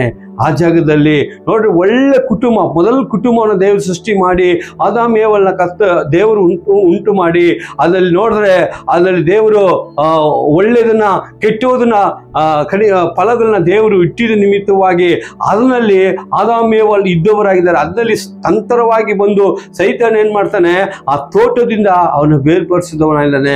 ಅವನ ಜೀವಿತದಲ್ಲಿ ಈ ಸೈತಾನ್ ತುಂಬುತ್ತಾನೆ. ಅವನ ಜೀವಿತ ಏನಾಗುತ್ತೆ ಅಂದ್ರೆ ಮನೆ ಓಡ ಸಂಬಂಧವಾಗಿರೋದಿಲ್ಲ, ಸಮಾಧಿ ಬಲಿಗೆ ಆತನನ್ನ ಜೀವಿತವ ಇರುವುದಾಗಿದೆ. ನೋಡ್ರಿ, ಇನ್ನು ಮುಂದೆ 4ನೇ ವಾಕ್ಯ ಓದಿ ನೋಡ್ರಿ. ಅವನ ಕುರಿತು ಏನ್ ಹೇಳಲ್ಪಟ್ಟಿದೆ ಅಂದ್ರೆ ಅವನನ್ನು ಅನೇಕ ಸಾರಿ ಬೇಡಿಗಳಿಂದಲೂ ಸರಪಣಿಗಳಿಂದಲೂ ಕಟ್ಟಿದರು. ಅವನು ಸರಪಣಿಗಳನ್ನು ಕಿತ್ತು ಬೇಡಿಗಳನ್ನು ಮುರಿದು ಹಾಕಿದನು. ಹಲ್ಲೆಲೂಯಾ. ನೋಡ್ರಿ, ಯಾತರ ಒಂದು ಸರಪಣಿ ಅವನ ಕಟ್ಟಕ್ಕಾಗಿಲ್ಲ, ತಟ್ಟಕ್ಕೆ ತಗೊಂಬರಕ್ಕಾಗಿಲ್ಲ. ಅವನ ಜೀವಿತವೇ ಏನಾಗ್ತಂದ್ರೆ ಅಂದ್ರೆ ಆ ಊರ್ ಜನಗಳು ಎಲ್ಲ ಸಮುದಾಯಗಳು ಆತನ ನೋಡಿ ನಡುಗುತ್ತಾ ಇದ್ರಂತೆ. ಹಲ್ಲೆಲೂಯಾ. ಎಂತ ಸರ್ಪನೆಲ್ಲ ಕಟ್ಟಿದ್ರು ಕೂಡ ಆ ಒಳಗಡೆ ಇರುವ ದುರಾತ್ಮ, ಒಳಗಡೆ ಇರುವ ಸೈತಾನ ಕಾರ್ಯ ಅವನನ್ನ ಏನ್ ಮಾಡ್ತದೆ ಅಂದ್ರೆ ಅವನ ಇಳಿದಿ ಇಟ್ಟಿತ್ತು. ಹಲ್ಲೆಲೂಯಾ. ಅಲ್ಲಿ ಇಟ್ಟಿರುವಾಗ ಏನಾಯ್ತಂದ್ರೆ ಆತನ ಎಲ್ಲ ಸರಪಣಿಯಲ್ಲ ಕಟ್ಟಿದ್ರು ಕೂಡ ಕಿತ್ತಾಕಿ ಅವನು ಓಡಿ ಬರುವವನಾಗಿದ್ದಾನೆ. ಆತನ ಜೀವಿತದಲ್ಲಿ ಲಾಸ್ಟ್ ಅವನ ಜೀವಿತ ಎಲ್ಲ ಇದ್ರೆ ಅವನ ಸಮಾಧಿನ ಬೆಲೆಯಲ್ಲಿ ಅವನು ಇದ್ದವನಾಗಿ ಕಾಣಲ್ಪಟ್ಟ. ಹಲ್ಲೆಲೂಯಾ. ನೋಡ್ರಿ, ಯಾವತ್ತು ಒಂದು ಜೀವಿತದಲ್ಲಿ ಈ ಸೈತಾನ ಕಾರ್ಯ ಯಾವತ್ತು ಒಂದು ಜೀವಿತದಲ್ಲಿ ಬರುತ್ತೋ ಅವನ ಜೀವಿತ ಹೆಂಗಿರುತ್ತೆ ಅಂದ್ರೆ ಕುಟುಂಬದ ಜೊತೆಯಲ್ಲಿ ಇರೋದಿಲ್ಲ. ಅವನ ಜೀವಿತವೇ ಯಾವುದೋ ಒಂದು ಸಮಾಧಿ ಬಳಿಯಲ್ಲೋ ಒಂದು ಪಾಪ ಇರುವ ಜಾಗದಲ್ಲಿ ಆತನು ತುಂಬಿಸುವನಾಗಿದ್ದಾನೆ. ಇದೇ ಒಂದು ಲೈಫ್ ಈತನ ಜೀವಿತದಲ್ಲಿ ನಡೆಯಲ್ಪಡ್ತು. ಹಲ್ಲೆಲೂಯಾ. ಇನ್ನ ಐದನೇ ವಾಕ್ಯದಲ್ಲಿ ಅವನ ಕುರಿತು ಮಾತಾಡ್ಪಡ್ತದೆ. ನೋಡ್ರಿ, ಅವನು ಹೆಂಗಿದ ಅಂತ ಹೇಳಲ್ಪಟ್ಟಿದೆ. ಅವನನ್ನು ಇನ್ನು ಯಾವ ಸರಪಣಿಯಿಂದಾದರೂ ಕಟ್ಟಲಾರದೆ ಹೋದರು. ಯಾವ ಸರ್ಪನಿಂದಲೂ ಕೂಡ ಆತನನ್ನು ಯಾವುದು ಕಟ್ಟಕ್ಕಾಗಿಲ್ಲ ಅಂತೆ. ಅವನನ್ನು ಹತೋಟಿಗೆ ತರುವುದಕ್ಕೆ ಯಾರಿಂದಲೂ ಆಗಲಿಲ್ಲ. ನೋಡ್ರಿ, ಯಾರಿಂದನೂ ಆಗಿಲ್ಲ ಅಂತೆ. ಅಲ್ಲಿ ಆ ಊರಲ್ಲಿ ಯಾರಿಂದನೂ ಯಾವ ವ್ಯಕ್ತಿಯಿಂದನೂ ಕೂಡ ಅವನು ಒಂದು ಒಳ್ಳೆ ಸ್ಥಾನಕ್ಕೆ ಕರ್ಕೊಂಬರಕ್ಕಾಗಿಲ್ಲ ಅಂತೆ. ಹಲ್ಲೆಲೂಯಾ. ನೆನಸಿ ನೋಡ್ರಿ. ಹಲ್ಲೆಲೂಯಾ. ಆ ವ್ಯಕ್ತಿನ ಹುಡ್ಕೊಂಡು ಯೇಸು ಕ್ರಿಸ್ತನು ಹೋಗಿದವರಾಗಿದ್ದಾರೆ. ಅವರು ನೋಡ್ರಿ, ಅವನ ಜೀವಿತ ಅಷ್ಟೇ ಮುಗಿತಂತ ಆತನನ್ನು ಕೈ ಬಿಟ್ಟುವುದವರಾಗಿರ್ಬೋದು. ಅದು ಒಂದು ವೇಳೆ ಅವ್ರ ಕುಟುಂಬ ಕೈ ಬಿಟ್ಟಿರ್ಬೋದು. ಒಂದು ವೇಳೆ ಇವನ ಜೀವಿತ ಹಿಂಗೆ ಹಾಳಾಗಿ ಹಿಂಗೆ ಇವನು ಸಾಯ್ತಾನಂತೇಳಿ ನೆನೆಸಿರ್ಬೋದು. ಎಲ್ಲ ಆತನ ಕೈ ಬಿಟ್ಟಿರ್ಬೋದು. ಆನ ಅವನ ಒಂದು ವ್ಯಕ್ತಿನೂ ಒಂದು ಮನುಷ್ಯನೂ ಅವನ ಯಾರನ್ನ ಅಥಾರಿಟಿಗೆ ತಗೊಂಬರಕ್ಕಾಗಿಲ್ಲ. ಹಲ್ಲೆಲೂಯಾ. ಯಾರಿಂದನೂ ಅಥಾರಿಟಿಗೆ ಅಲ್ಲಿ ತಗೊಂಬರಕ್ಕಾಗಿಲ್ಲ. ಅಂತ ಒಂದು ಕುರಿಯಾದ ಒಂದು ಮನುಷ್ಯ, ಅಂತ ಒಂದು ಕುರಿಯಾದ ಮನುಷ್ಯನ ಹುಡುಕಿ ನಮ್ಮ ಏಸಪ್ಪ ಹೋಗಿದವರಾಗಿದ್ದಾರೆ. ನಮ್ಮ ತಂದೆ ಏಸು ರಾಜ ಅಲ್ಲಿ ಹೋಗಿದವರಾಗಿದ್ದಾರೆ. ಹಲ್ಲೆಲೂಯಾ. ಯಾವುದೋ ಒಂದು ಅರಮನೆಗೆ ದೇವರು ಒಂದು ರಾಜನ ಹುಡುಕೊಂಡು ಹೋಗಿಲ್ಲ, ಯಾವುದೋ ಒಂದು ಶ್ರೀಮಂತನ ಹುಡುಕೊಂಡು ಹೋಗಿಲ್ಲ ಬಿಡುಗಡೆ ಮಾಡೋದಕ್ಕೆ. ಒಂದು ಪಾಪಿಯಾದ ಮನುಷ್ಯನನ್ನ ಅವನು ದೆವ್ವ ಹಿಡಿದ ಒಂದು ಮನುಷ್ಯನಾಗಿ ಅವನ ಜೀವಿತದಲ್ಲಿ ಅವನು ಒಂದು ಸ್ಥಾನ, ಅವನು ಎಷ್ಟು ದಿನ ಆಯ್ತು ಸ್ನಾನ ಮಾಡಿ ಅವನ ಬಟ್ಟೆ ಹಾಕಿ ಎಷ್ಟು ದಿನ ಆಯ್ತು, ಅವನ ಜೀವಿತವೇ ವಾಸನೆಯಾದ ಒಂದು ವಾಸನೆವಾದ ಜೀವಿತವಾಗಿತ್ತು. ಯಾವ ಮನುಷ್ಯರಿಂದ ನಾವು ಹೊಗಳಿಕೆ ಇಲ್ಲ. ಎಲ್ಲ ಮನುಷ್ಯನ ತಳ್ಳಲ್ಪಟ್ಟ ಒಂದು ಮನುಷ್ಯ ವೈಯಕ್ತಿಕವಾಗಿ ಒಬ್ಬನಾಗಿ ಅವನು ಸಮಾಧಿ ಬಳಿಯಲ್ಲಿ ಇರುವನಾಗಿದ್ದಾನೆ. ಹಲ್ಲೆಲೂಯಾ. ಹಲ್ಲೆಲೂಯಾ. ಇವತ್ತು ಆ ಕೆಲಸ ನಮಗೆ ಕೊಟ್ರೆ ನಾವು ಮಾಡಕ್ಕಾಗತ್ತಾ? ನಮ್ಗೆ ಯಾಕಪ್ಪ ಈಗಾಚಾರ, ನಾವು ಯಾಕಪ್ಪ ಅವನಿಗೂ ಹುಡ್ಕೊಂಡಾಗಿ ನಾವು ಕೊಡಬೇಕು ಅಂತ ನಾವು ನೆನೆಸ್ತೀವಿ. ನೆನಸು ನೋಡ್ರಿ, ಇವತ್ತು ಎಷ್ಟೋ ಜನಗಳು ಬೀದಿಯಲ್ಲಿ ಇದ್ದಾರೆ, ಎಷ್ಟೋ ಜನಗಳು ಪಾಪದಲ್ಲಿ ಇದ್ದಾರೆ, ಎಷ್ಟೋ ಜನಗಳು ಬಟ್ಟೆ ಇಲ್ಲದೆ ಇದ್ದಾರೆ, ಎಷ್ಟೋ ಜನಗಳಿಗೆ ಸಹಾಯ ಇಲ್ಲದೆ ಇದ್ದಾರೆ, ಎಷ್ಟೋ ಜನಗಳಿಗೆ ಬಿಡುಗಡೆ ಬೇಕು. ನಾವು ಇನ್ನೂ ಕೂತ್ಕೊಂಡಿದ್ದೀವಿ. ಯೇಸು ಕ್ರಿಸ್ತನ ಹಂಗಲ್ಲ. ಈ ವ್ಯಕ್ತಿನ ಹುಡ್ಕೊಂಡು ಹೋಗಿ ಆ ಜಾಗಕ್ಕೆ ಹೋಗಿದವರಾಗಿದ್ದಾರೆ. ಹಲ್ಲೆಲೂಯಾ. ಅವನ ತಲೆ ಬಾಚಿ ಎಷ್ಟು ವರ್ಷಗಳಾಯ್ತೋ ಗೊತ್ತಿಲ್ಲ. ಅವನ ಜೀವಿತವೇ ಎಲ್ಲರಿಂದಲೂ ಕೈ ಬಿಡಪಟ್ಟ ಒಂದು ವ್ಯಕ್ತಿಯಾಗಿ ಸಪ್ರೇಟ್ ಆಗಿ ಇರುವ ಮನುಷ್ಯನಾಗಿದ್ದಾನೆ. ಯಾವತ್ತೋ ದೆವ್ವದ ಕಾರ್ಯ, ಈ ಸೈತಾನ ಕಾರ್ಯಗಳು ಯಾವತ್ತೋ ಒಬ್ಬ ವ್ಯಕ್ತಿಯಲ್ಲಿ ಬರುತ್ತೋ ಅವನ ಲೈಫ್ ಸಪ್ರೇಟ್ ಆಗಿರುತ್ತೆ. ಅವನ ಜೀವಿತ ಸಪ್ರೇಟ್ ಆಗಿರುತ್ತೆ. ಅದೇ ದೇವರಲ್ಲಿ ಮಹತ್ವವಾದ ಕಾರ್ಯಗಳನ್ನ ಮಾಡಿದ್ದಾರೆ. ಇವಾಗ ಆರನೇ ವಾಕ್ಯವನ್ನು ಓದ್ಕೊಳ್ಳೋಣ. ಅವನು ನಿತ್ಯ ರಾತ್ರಿ ಹಗಲು, ನೋಡ್ರಿ, ನಿತ್ಯ ಹಗಲು ರಾತ್ರಿ ಸಮಾಧಿಯ ಗವಿಗಳಲ್ಲಿಯೂ ಸಮಾಧಿ ಗೆಳೆಗಳಲ್ಲಿ ಗುಡ್ಡಗಳಲ್ಲಿಯೂ ಆರ್ಭಟಿಸುತ್ತಾ ಕಲ್ಲುಗಳಿಂದ ತನ್ನನ್ನು ಕಡಿದುಕೊಳ್ಳುತ್ತಾ ಇದ್ದನು. ಹಲ್ಲೆಲೂಯಾ. ನೋಡ್ರಿ, ಅವನ ಜೀವಿತವನ್ನ ಅವನೇ ಹಾಳು ಮಾಡ್ತಾ ಇದ್ದಾನೆ. ಅವನ ಜೀವಿತದಲ್ಲಿ ಅವನೇ ಹಾಳು ಮಾಡ್ತಾ ಇದ್ದಾನೆ. ಅವನೇ ಕಲ್ಲುಗಳಿಂದ ತನ್ನ ಮೈನ ಗಾಯಪಡಿಸ್ಕೊಂತ ಇದ್ದಾನೆ, ಕೂಗಾಡ್ತಾ ಇದ್ದಾನೆ. ಅಲ್ಲಿ ವಿಕಾರವಾದ ಸೌಂಡ್ಗಳು ನಡೀತಾ ಇದ್ದಾವೆ ಅವನ ಜೀವಿತದಲ್ಲಿ. ಹಲ್ಲೆಲೂಯಾ. ಅವನ ನೋಡಕ್ಕೆ ಭಯಂಕರವಾಗಿದ್ದಾನೆ. ಭಯಂಕರವಾದ ಸ್ಪಿರಿಟ್ ಅವನ ಒಳಗಡೆ, ಆ ದುರಾತ್ಮ ತುಂಬಲ್ಪಟ್ಟಿದೆ. ಅವನ ತಟೆಗೆ ಯಾರು ಹೋಗಕ್ಕಾಗಲ್ಲ, ಅವನ ಹತ್ರ ಮಾತಾಡಕ್ಕಾಗಲ್ಲ, ಅವನ ಹತ್ರ ಸಂಬಂಧ ಇಡಕ್ಕಾಗೋದಿಲ್ಲ. ಅವನ ಜೀವಿತವೇ ಒಂದು ಶೂನ್ಯವಾಗಿ, ಅವನ ಜೀವಿತವೇ ಒಂದು ಪಾಪದಲ್ಲಿ, ಒಂದು ಸೈತಾನ ಹಿಡಿದು ಆತನ ಒಂದು ದರಿದ್ರವಾದ ಒಂದು ಜೀವಿತದಲ್ಲಿ ಅವನು ಇದ್ದವನಾಗಿದ್ದಾನೆ. ಹಲ್ಲೆಲೂಯಾ. ನೋಡ್ರಿ, ಇವತ್ತು ನಮ್ಮ ಶರೀರ ಇದೆ, ನಾವೇ ಒಂದು ಕಲ್ಲನ್ನ ತಗೊಂಡು ಗಾಯಪಡಿಸ್ಕೋಬೇಕಾದ್ರೂ ಕೂಡ ನಮ್ಮ ಕೈನಲ್ಲಿ ಆಗೋದಿಲ್ಲ. ಒಂದು ಚಿಕ್ಕ ಒಂದು ಪಿನ್ ನಮ್ಗೆ ಚುಚ್ಚಿದ್ರು ಕೂಡ, ಇಲ್ಲ ಒಂದು ಚಿಕ್ಕ ಒಂದು ಬೆಂಕಿ ನಮ್ಮ ಮೇಲೆ ಬಿದ್ದು ಕೂಡ ಆ ನೋವು ತಡೆಯಕ್ಕಾಗೋದಿಲ್ಲ. ಅಂದ್ರೆ ಈ ವ್ಯಕ್ತಿ ಆತನ ಒಳಗಡೆ ಇರುವ ದುರಾತ್ಮ ಏನ್ ಮಾಡಿದೆ ಅಂದ್ರೆ ಆತನ ಶರೀರವನ್ನ ಆತನೇ ಗಾಯಪಡಿಸ್ಕೊಂಡಂತೆ. ಹಲ್ಲೆಲೂಯಾ. ಆತನೇ ಗಾಯಪಡಿಸ್ಕೊಂಡಂತೆ. ನೋಡ್ರಿ, ನಮ್ಮ ಯೇಸಪ್ಪ ಈ ವ್ಯಕ್ತಿನ ಹುಡ್ಕೊಂಡು ಹೋಗಿದ್ದಾರೆ. ನಮ್ಮ ದೇವ ಎಷ್ಟು ಕರುಣೆ ಉಳ್ಳವ್ರು ನೆನ್ಸು ನೋಡ್ರಿ. ಅದಕ್ಕಾಗಿ ಇವತ್ತು ನಾವು ಒಂದು ರೀತಿಯಲ್ಲಿ ಈ ತರ ಒಂದು ಪಾಪದಲ್ಲಿ ಬಿದ್ದಿದ್ದವಾಗಿ, ಈ ತರ ಒಂದು ಶೂನ್ಯದಲ್ಲಿ ನಾವು ಬಿದ್ದಿದ್ದ ನಮ್ಮನ್ನ ದೇವರು ಹೊಲಸಾದ ಕೆಸರಿಂದ, ಪಾಪದ ಮಾರ್ಗದಿಂದ ನಮ್ಮ ರಕ್ಷಣೆ ಮಾಡಿ ಆತ ನಮ್ಮನ್ನು ಬಿಡಿಸಿ ಆತನ ಒಂದು ಮಗನಾಗಿ ಮಗಳಾಗಿ ನಮ್ಮನ್ನ ಬದಲಾವಣೆ ಮಾಡಿ ದೇವರಿಟ್ಟಿದ್ದಕ್ಕಾಗಿ ನಾವು ದೇವರಿಗೆ ಸ್ತೋತ್ರ ಮಾಡೋ, ಎಷ್ಟು ಸ್ತೋತ್ರ ಮಾಡಿದ್ರು ಅದಾಗೋದಿಲ್ಲ. ಹಲ್ಲೆಲೂಯಾ. ಇವಾಗ 7ನೇ ವಾಕ್ಯ ಓದ್ಕೊಳ್ಳೋಣ. ಅವನು ಯೇಸುವನ್ನು, ನೋಡ್ರಿ, ಅವನು ಯೇಸುವನ್ನು ದೂರದಿಂದ ಕಂಡು ಓಡಿ ಬಂದು ಆತನಿಗೆ ಅಡ್ಡ ಬಿದ್ದು ಮಹಾಶಬ್ದದಿಂದ ಆರ್ಭಟಿಸಿ ಯೇಸುವೇ ಪರಾತ್ಮನಾದ ದೇವರ ಮಗನೇ, ನನ್ನ ಗೊಡವೆ ನಿನಗೆ ಏಕೆ? ಅಲ್ಲಿ ನನ್ನ ಗೊಡವೆ ನಿನಗೇಕೆ? ಅಲ್ಲಿ ನೋಡ್ರಿ, ಶಬ್ದದಿಂದ ಉನ್ನತ ದೇವಕುಮಾರನೇ ಅದು ದೇವರಂತ ಇಲ್ಲಿ ಮಾತನಾಡುತ್ತದೆ. ಅಲ್ಲಿ ನೋಡ್ರಿ, ನಿಮಗೂ ನಮ್ಗೆ ಏನು ಗೊಡವೆ ಅಂತ ಹೇಳಲ್ಪಟ್ಟಿದೆ. ದೇವರ ಪಾದಕ್ಕೆ ಆತನು ಬಂದು ಅಡ್ಡ ಬಿದ್ದಿದವಾಗಿದೆ. ಹಲ್ಲೆಲೂಯಾ. ಆ ಸ್ಪೈಟ್ ಆತನ ಮೇಲೆ ದುರಾತ್ಮ ಕಂಡಿತು, ಬಂದು ದೇವರ ಪಾದದಲ್ಲಿ ಆತನು ಬಿದ್ದಿದವಾಗಿದೆ. ಇನ್ನ ಕೆಳಗಡೆ ನಾವು ವಾಕ್ಯಗಳು ಓದುವಾಗ ಒಂದು ಪ್ರಾರ್ಥನೆ ಕೂಡ ಮಾಡುವುದಾಗಿದೆ. ಅಲ್ಲಿ ಆ ಕೆಳಗಡೆ ಹೋದ್ರೆ ವಾಕ್ಯ, ದೇವರಾಣೆ ನನ್ನನ್ನು ಕಾಣಬೇಡ ಎಂದು ಹೇಳಿದನು. ಯಾಕೆಂದರೆ ಎಲ್ಲ ದೆವ್ವ ಇವನನ್ನು ಬಿಟ್ಟು ಹೋಗು ಎಂದು ಯೇಸು ಹೇಳಿದನು. ಹಲ್ಲೆಲೂಯಾ. ನೋಡ್ರಿ, ಅಲ್ಲಿ ಯೇಸು ಮಾತನಾಡುವವರೆಗೂ ಆ ದುರಾತ್ಮ ಒಳಗಡೆನೇ ಇತ್ತು. ಹಲ್ಲೆಲೂಯಾ. ಯೇಸು ಕ್ರಿಸ್ತನು ಒಂದು ಮಾತನ್ನ ಅಲ್ಲಿ ಮಾತನಾಡ್ತಾರೆ, ಏ ದುರಾತ್ಮನೇ, ಇವನ್ನ ಬಿಟ್ಟು ನೀನು ಹೋಗು ಅಂತ ಹೇಳುವಾಗ ಆವಾಗ ಆ ಗಳಿಗೆಯಲ್ಲಿ, ಆ ನೇರದಲ್ಲೇ ಆ ದುರಾತ್ಮಗಳು ಅಲ್ಲಿ 2000 ಹಂದಿಗಳು ಅಲ್ಲಿ ಮೇಯ್ತಾ ಇರುವಾಗ ಆ ಹಂದಿಗಳ ಮೇಲೆ ಅದು ಹೋಗಿದವಾಗಿದೆ. ನೋಡ್ರಿ, ಅದನ್ನ ನೋಡುವಾಗ ಅದರಲ್ಲಿ ಅದೊಂದು ವಿಜ್ಞಾಪನೆ ಕೂಡ ಇಡುವುದಾಗಿದೆ. ದೇವರೇ, ನನ್ನ ಈ ಹಂದಿಗಳ ಮೇಲೆ ನನ್ನ ಕಳಿಸು ಅಲ್ಲಿ ಹೇಳಲ್ಪಟ್ಟಿದೆ. ಅವಾಗ ಅಲ್ಲಿ 2000 ಹಂದಿಗಳು ಮೇಯ್ತಾ ಇರುವಾಗ ಆ ಹಂದಿನ ಮೇಲೆ ಆ ದೆವ್ವಗಳು ಹೋಗಿ ಆರ್ಭಟಿಸಿ ಅದು ಹೋಗಿ ಸಮುದ್ರದ ಬಿದ್ದು ಅಂತ ಹೇಳಲ್ಪಟ್ಟಿದೆ. ನೋಡ್ರಿ, ಅವುಗಳು ಕೂಡ ಸೈತಾನಗಳು ಕೂಡ ನರಕಕ್ಕೆ ಹೋಗಕ್ಕೆ ಇಷ್ಟ ಆಗೋದಿಲ್ಲ. ಅಲ್ಲಿ ಹೇಳಲ್ಪಟ್ಟಿದೆ, ಈ ಹಂದಿಗಳ ಮೇಲೆ ನನ್ನ ಕಳಿಸ್ಬಿಡು. ದೇವರು ಒಂದೇ ಅಪ್ಪಣೆ ಕೊಟ್ಟರು, ಒಂದೇ ಮಾತಲ್ಲಿ ಹೇಳಿದ್ರು, ಆ ಗಳಿಗೆಯಲ್ಲಿ ಆ ನೇರದಲ್ಲೇ ಅಲ್ಲಿ ಒಂದು ಬಿಡುಗಡೆ ಆಗಿದವಾಗಿದೆ. ಹಲ್ಲೆಲೂಯಾ. ಇವನ ಜೀವಿತದಲ್ಲಿ ಎಷ್ಟು 1000 ದೆವ್ವಗಳಿತ್ತಂದ್ರೆ 6000 ದೆವ್ವಗಳು ಇವನ ಜೀವಿತದಲ್ಲಿ ಇತ್ತಂತ ಹೇಳಲ್ಪಟ್ಟಿದೆ. ಇವನ ಜೀವಿತದಲ್ಲಿ ನೋಡುವಾಗ ಒಂದು ರೋಮ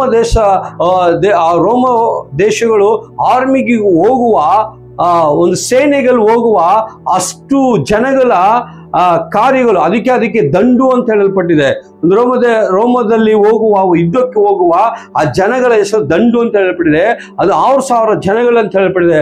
6000 ದೆವ್ವಗಳು ಈತನ ಜೀವಿತದಲ್ಲಿ ಈ ಒಬ್ಬ ವ್ಯಕ್ತಿ ಒಳಗಡೆ ತುಂಬಲ್ಪಟ್ಟಿತ್ತು ಅಂತ ಹೇಳಲ್ಪಟ್ಟಿದೆ. ಹಲ್ಲೆಲೂಯಾ. ತುಂಬಲ್ಪಟ್ಟಿತ್ತು. ಅವಾಗ ಇವನಿಗೆ ಯಾರು ಊಟ ಕೊಟ್ಟಿರ್ಬೋದು, ಹೆಂಗೆ ಇವನ್ ಜೀವಿತ ಇದ್ದಿರ್ಬೋದು, ಹೆಂಗೆ ಇವನ್ ಜೀವಿತ ಶೂನ್ಯವಾಗಿದ್ರು ಇದ್ದಿರ್ಬೋದು. ಅಂದ್ರೆ ನಮ್ಮ ಏಸಪ್ಪ ಆತನನ್ನು ಹುಡುಕಿ ಆತನನ್ನು ಹೋಗಿ ಆತನನ್ನು ಮುಟ್ಟಿ ದೇವರು ಆತನಿಗೆ ಮಾಡಿ ಆತನಿಗೆ ಬಿಡುಗಡೆನ ದೇವರು ಕೊಟ್ಟಿದವರ ಆಗಿದ್ದಾರೆ. ನಮ್ಮ ಏಸಪ್ಪ ಎಷ್ಟು ಒಳ್ಳೆಯವರು, ಎಷ್ಟು ಮಹಿಮೆಯಾದ ದೇವರು, ಎಷ್ಟು ಉನ್ನತವಾದ ದೇವರು. ಅಲ್ಲಿ ಯಾರಿಂದನೂ ನಮ್ಮನ್ನ ರಕ್ಷಣೆಗೆ ತಗೊಂಬರಕ್ಕಾಗೋದಿಲ್ಲ, ಯಾರಿಂದನೂ ನಮಗೆ ರಕ್ಷಣೆ ಸಿಗುವುದಿಲ್ಲ. ಇಂದ ಒಬ್ಬರೇ ಮೂಲಕವಾಗಿ ನಮಗೆ ರಕ್ಷಣೆ ಸಿಗುವುದು, ಒಬ್ಬರೇ ಮೂಲಕವಾಗಿ ನಮಗೆ ಬಿಡುಗಡೆ ಆಗುವುದು. ಅದು ಯೇಸುವಿನ ನಾಮದ ಮಾತ್ರನೇ ಬಿಡುಗಡೆ ಆಗುವುದು. ಹಲ್ಲೆಲೂಯಾ. ಆತನ ಹೆಸರೇ ರಕ್ಷಕನು ಆಗಿದ್ದಾನೆ. ಇಮ್ಮಾನುವೇಲ್ ನಮ್ಮ ರಕ್ಷಿಸುವ ದೇವರಾಗಿದ್ದಾರೆ, ನಮ್ಮನ್ನು ಬಿಡಿಸುವ ದೇವರಾಗಿದ್ದಾರೆ. ನಮ್ಮನ್ನ ಎಲ್ಲ ಪಾಪಗಳಿಂದ ದೆವ್ವಗಳಿಂದ ನಮ್ಮನ್ನು ಬಿಡಿಸಿ ಒಂದು ಒಳ್ಳೆ ಮಾರ್ಗಕ್ಕೆ, ಒಳ್ಳೆ ಕುಟುಂಬವನ್ನು ನಮ್ಮನ್ನು ನಡೆಸುವ ನಮ್ಮ ಯೇಸು ನಮ್ಮ ಜೊತೆಯಲ್ಲಿ ಇರುವನಾಗಿದ್ದಾರೆ. ಹಲ್ಲೆಲೂಯಾ. ಈ ವ್ಯಕ್ತಿಯ ಜೀವಿತದಲ್ಲಿ ಎಷ್ಟೊಂದು ಅದ್ಭುತವನ್ನ ಮಾಡಿದವರಾಗಿದ್ದಾರೆ. ಇವತ್ತು ನಾನು ಕೂಡ ನಿಮ್ಮ ಬೆಲೆಯಲ್ಲಿ ಒಂದು ಚಿಕ್ಕ ಸಾಕ್ಷಿನ ಹೇಳಕ್ಕೆ ನಾನು ತುಂಬಾ ಬಯಸ್ತಾ ಇದ್ದೀನಿ. ಈ ವೇಳೆಯಲ್ಲೂ ಕೂಡ ನಮ್ಮ ಕುಟುಂಬ ಕೂಡ ಒಂದು ಕುಟುಂಬದಿಂದ ನಾವು ರಕ್ಷಣೆ ಹೊಂದಿದವರಾಗಿದ್ದೀವಿ. ನಮ್ಮ ಕುಟುಂಬದಲ್ಲಿ ಒಟ್ಟು 10 ಜನ, 8 ಗಂಡು ಮಕ್ಕಳು, ಅದರಲ್ಲಿ ನೋಡಿದ್ರೆ 2 ಹೆಣ್ಣು ಮಕ್ಕಳು ಆಗಿದ್ದೀವಿ. ಅದರಲ್ಲಿ ನೋಡುವಾಗ ನನ್ನ ಜೀವಿತದಲ್ಲಿ ಒಂದು ಭಯಂಕರವಾದ ಒಂದು ದುರಾತ್ಮ ನನ್ನ ತಾಕಲ್ಪಡ್ತು. ಆ ದುರಾತ್ಮ ಬಂದು ನನ್ನ ಜೀವಿತದಲ್ಲಿ ಯಾವತ್ತು ಒಂದು ವ್ಯಕ್ತಿ, ಒಂದು ಮನುಷ್ಯ ಹೆಂಗೆ ಮಾತನಾಡ್ತಾನೋ ಆ ಥರ ಮಾತನಾಡುವ ಶಬ್ದಗಳನ್ನ ನಾನು ಕೇಳ್ತಾ ಇದ್ದೆ. ಆ ದುರಾತ್ಮ ಬಂದು ನನ್ನ ಜೀವಿತದಲ್ಲಿ ಏನ್ ಮಾತಾಡ್ತಾ ಇತ್ತು ಅಂದ್ರೆ, ನೀನ್ ಈ ಲೋಕದಲ್ಲಿ ಇರಬೇಡ, ನೀನ್ ಸಾಯ್ಬೇಕು ಅಂತ ಹೇಳಿ ನನಗೆ ಆ ಮಾತು ನನ್ನ ಕಿವಿಯಲ್ಲಿ ಬಂದು ಹೇಳ್ತಾ ಇತ್ತು. ಅಂದ್ರೆ ನನಗೆ ಏನಂದ್ರೆ ಆ ಸಾಯುವ ಆಸೆ ನನಗೆ ಹುಟ್ಟುತ್ತಾ ಇದೆ, ಸಾಯುವ ಆಸೆ ನನಗೆ ತುಂಬಾ ಆಗ್ತಾ ಇದೆ. ಅವಾಗ ನಾನು ಹೆಂಗ್ ಸಾಯ್ಬೇಕಂತ ನನಗೆ ಗೊತ್ತಿಲ್ಲ, ನಿಜವಾಗಿ ಹೆಂಗೆ ಸಾಯ್ಬೇಕಂತ. ಒಂದು ದಿನ ನಮ್ಮ ಮನೆಯಲ್ಲೆಲ್ಲ ಕುತ್ಕೊಂಡು ಮಾತಾಡ್ತಾ ಇದ್ದಾರೆ. ಈ ಗೋಡೆಯಲ್ಲಿ ಹೋಗುವ ಅಲ್ಲಿ ಇದೆಲ್ಲ, ಅದೇನಾದ್ರು ಊಟದಲ್ಲಿ ಬಿದ್ದರೆ ಮನುಷ್ಯ ಸತ್ತು ಹೋಗ್ತಾನಂತ ಮಾತಾಡ್ತಾ ಇದ್ದಾರೆ. ಅವಾಗ ನನಗೆ ತಕ್ಷಣ ಫ್ಲಾಶ್ ಆಯ್ತು, ಗೋಡೆಯಲ್ಲಿ ಹೋಗುವ ಈ ಅಲ್ಲಿ ಇದೆಯಲ್ಲ, ಇದೇನಾದ್ರು ಅಲ್ಲಿಗಲ್ಲಿ ಹೋದ್ರೆ ಊಟದಲ್ಲಿ ಬಿದ್ದರೆ ಮನುಷ್ಯ ಸತ್ತು ಹೋಗ್ತಾನ ಅಂತೇಳಿ ನನಗೊಂದು ಇದು ಬಂತು. ಆವತ್ತಿನ ದಿನದಲ್ಲಿ ದುರಾತ್ಮ ಬಂದು ತಿರುಗಿ ಮಾತನಾಡುತ್ತೆ, ನೀನ್ ಸಾಯ್ಬೇಕಂತ. ಅವಾಗ ಗೋಡೆಯಲ್ಲಿ ಹೋಗುವ ಒಂದು 5-6 ಅಲ್ಲಿನ ಹಿಡಿದು ಏನ್ ಮಾಡ್ದೆ ಅಂದ್ರೆ ಒಂದು ಗ್ಲಾಸ್ಗೆ ಹಾಕಿ, ಇವತ್ತು ನಾನು ಸಾಯ್ಬೇಕು ದೇವ್ರೆ ಅಂಥೇಳಿ ಅದನ್ನು ಚೆನ್ನಾಗಿ ಜಜ್ಜಿ ಒಂದು ಗ್ಲಾಸಲ್ಲಿ ನೀರು ಹಾಕಿ ಒಂದು ಗ್ಲಾಸ್ ಪೂರ್ತಿ ಕುಡಿದ್ಬಿಟ್ಟೆ. ನಾನು ಅವತ್ತು ಕನ್ಫರ್ಮ್ ಅನಿಸಿದೆ, ಇವತ್ತು ನಾನು ಸಾಯ್ತೀನಿ, ಇವತ್ತು ನಾನು ಸತ್ತೋಗ್ತೀನಿ. ಮಾರನೇ ದಿವಸ ನೋಡ್ತೀನಿ ನನಗೇನು ಆಗಿಲ್ಲ. ಮಾರನೇ ದಿವಸ ಆಯಿತು, ಏನಾಗಿಲ್ಲ. ನೋಡ್ರಿ, ಆ ಟೈಮ್ಗೆ ತಿರುಗಿ 1-2-3 ದಿವಸ ಬಂದು ಹೇಳ್ತದೆ, ಈ ಲೋಕದಲ್ಲಿ ಇರಬೇಡ, ಸಾಯಿ. ಆ ಸಾಯುವ ಟೈಮಲ್ಲಿ ಯಾರ ಮೇಲೆ ಜ್ಞಾಪಕ ಬರೋದಿಲ್ಲ, ತಂದೆ ತಾಯಿ ಮೇಲೆ, ಸಹೋದರಿ ಮೇಲೆ ಯಾರ ಮೇಲೆ ಜ್ಞಾಪಕ ಬರೋದಿಲ್ಲ. ಒಂದೇ ಗುರಿ ಏನಂದ್ರೆ, ನಾನು ಸಾಯ್ಬೇಕು. ಇದೇ ನನ್ನ ಜೀವಿತದಲ್ಲಿ ಬಯಸ್ತಾ ಇದೆ, ನನ್ನ ಮನಸ್ಸಲ್ಲಿ ಬೈತಾ ಇದೆ. ಅವಾಗ ಒಂದ್ಸರಿ ಏನ್ ಮಾಡಿದ್ರೆ, ಅವಾಗ ಆ ಟೈಮಲ್ಲಿ ಬಂದ್ಬಿಟ್ಟು ಈ ಎಲಿದ ಔಷಧಿ ಒಂದು ಪೌಡ್ರ್ ಬರ್ತಾ ಇತ್ತು. ಅವತ್ತಿನ ದಿನದಲ್ಲಿ ಹೋಗಿ ಒಂದು ಅಂಗಡಿಗೆ ಹೋಗಿ ಖರೀದಿ ಮಾಡಿ ಒಂದು ಪೌಡ್ರ್ ಪ್ಯಾಕೆಟ್ನ ಇಸ್ಕೊಂಬಂದು ಅದನ್ನ ಒಂದು ಗ್ಲಾಸ್ಗೆ ಹಾಕಿ ಪೂರ್ತಿ ಹಾಕಿ, ನಾನು ಇವತ್ತು ಇರುಕೂಡ್ದೆ ಅಂತ ಹೇಳಿ ನಾನು ಏನು ಮಾಡಿದೆ, ಅದು ಗ್ಲಾಸ್ಗೆ ಹಾಕಿ ಅದನ್ನು ಕುಡ್ದೆ. ಅವತ್ತು ಕುಡಿದು ನೋಡಿಸ್ನ ನನಗೆ ಹೊಟ್ಟೆ ಕರಗ್ತಾ ಇದೆ, ಒಂಥರ ವಾಮಿಟ್ ಸೆಕ್ಷನ್ ಆಗ್ತಿದೆ, ತಲೆ ತಿರುಗ್ತಾ ಇದೆ. ಅವತ್ತು ನೆನೆಸಿದೆ, ಇವತ್ತು ನಾನು ಗ್ಯಾರಂಟಿ ಸತ್ತೋಗ್ತೀನಿ ಅಂತ. ಅವತ್ತು ಏನಾಗಿಲ್ಲ, ಮೊನ್ನೆ ದಿವಸ ನನಗೆ ಏನಾಗಿಲ್ಲ. ಇದೇನಪ್ಪ ಇದು, 2 ಸರಿ ಟ್ರೈ ಮಾಡಿದೆ, ನನಗೆ 2 ಸರಿನೂ ಏನಾಗಿಲ್ಲ. ತಿರುಗಿ ಬಂದು ಆ ದುರಾತ್ಮ ಬಂದು 2-3 ಸರಿ ಹೇಳ್ತದೆ, ನೀನು ಇರ್ಬೇಡ, ಸತ್ತೋಗ್ಬಿಡು. ಆ ಶಬ್ದ ಕ್ಲೀನಾಗಿ ಒಂದು ವ್ಯಕ್ತಿ ಹೆಂಗೆ ಮಾತಾಡ್ತಾರೋ, ಒಂದು ಮನುಷ್ಯ ಹೆಂಗೆ ಮಾತಾಡ್ತಾನೋ ಆ ಥರ ನನ್ನ ಕಿವಿಯಲ್ಲಿ ಆ ಶಬ್ದ ಕೇಳ್ತಾ ಇತ್ತು. ಅವಾಗ 2 ಸರಿ ಏನು ಮಾಡಿದೆ ಅಂದರೆ, ಜಿಲ್ಲೆದ ಔಷಧಿನ ತಗೊಂಬಂದು ಏನು ಮಾಡಿದೆ ಅಂದರೆ, ಇದನ್ನ ಟ್ರೈ ಮಾಡೋಣ ಅಂತೇಳಿ ಒಂದು ಗ್ಲಾಸ್ಗೆ ಹಾಕಿ ಅದನ್ನು ಏನು ಮಾಡಿದೆ, ಒಂದು ಗ್ಲಾಸ್ ಪೂರ್ತಿಯಾಗಿ ನಾನು ಅದು ಕುಡಿದವನಾಗಿದ್ದೀನಿ. ಅದನ್ನು ಕುಡಿದ್ರು ಕೂಡ ನಮ್ಮ ಗಂಟ್ಲು ಎಲ್ಲ ಉರಿ ಸ್ಟಾರ್ಟ್ ಆಯಿತು. ಒಂಥರ ತಲೆ ತಿರುಗ್ದಾಯಿತು. ಅವಾಗ ನಮ್ಮ ಮನೆ ಮುಂದೆ ಗಡಿಯಾರ ಆಯಿತು. ಆ ಗಡಿಯಾರ ನೋಡ್ತಾ ಇದ್ದೀನಿ, 1 ತಾಸು ಆಗ್ತದೆ, 2 ತಾಸು ಆಗ್ತದೆ, ನನಗೇನಾಗಿಲ್ಲ. ಏನಪ್ಪ ಇದು, 3ನೇ ಸರಿ ಟ್ರೈ ಮಾಡಿದ್ದೀನಿ. ತಿರುಗಿ ಹೋಗಿ ಏನು ಮಾಡಿದೆ, ಒಂದು ಗ್ಲಾಸ್ನ ಕುಡ್ದು ಆ ಜಿಲ್ಲೆ ಔಷಧಿನ ಟಿನ್ ಟೈಪಲ್ಲಿ ಬರ್ತಾ ಇತ್ತು, ಆ ಜಿಲ್ಲೆದ ಔಷಧಿ ಕುಡ್ದು ನಾನೇನು ಮಾಡಿದೆ, ತಿರುಗಿ ಬಂದು ಮಲಗಿದವನಾಗಿದ್ದೀನಿ. ಆವತ್ತು ಕೂಡ ನನಗಾಗಿಲ್ಲ. ಈ ತರ ಇನ್ನು ಅದನ್ನ ಮೂರು ಸರಿ ಆಯ್ತು. ತಿರುಗಿ ಅದು ದುರಾತ್ಮ ಒಂದು ಮಾತಾಡುತ್ತೆ, ನೀನು ಇರಬೇಡ ಸತ್ತೋಗ್ಬಿಡು, ನೀನು ಇರಬೇಡ ಸತ್ತೋಗ್ಬಿಡು. ಇದೇ ನನಗೆ ಓಡ್ತಾ ಇದೆ, ನನ್ನ ಮೈಂಡಲ್ಲಿ ಓಡ್ತಾ ಇದೆ, ಇದೇ ಓಡ್ತಾ ಇದೆ, ನಾನು ಯಾಕೆ ಬದುಕಬೇಕು, ಲೋಕದಲ್ಲಿ ಸಾಯ್ಬೇಕಂತ. ಅದೇ ಥರ ತಿರುಗಿ ಏನು ಮಾಡ್ದೆ ಅಂದರೆ 4ನೇ ಸರಿ ಈ ಗೋಡೆಗೆ ಹಾಕುವ ಲಕ್ಷ್ಮಣ್ ರೇಖಾ ಚಾಕ್ ಪೀಸು ಅದನ್ನ ಏನು ಮಾಡಿದೆ ಅಂದರೆ ಅದನ್ನ ಅಂಗಡಿಯಿಂದ ಇಸ್ಕೊಬಂದು ಅರ್ಧ ಡಜನ್ ಬಾಳೆಹಣ್ಣಿಟ್ಟು ಅದರಲ್ಲಿ ಪೂರ್ತಿ ಆ ಚಾಕ್ ಪೀಸ್ನ ಪೂರ್ತಿ ನುಂಗಿದ್ದೀನಿ.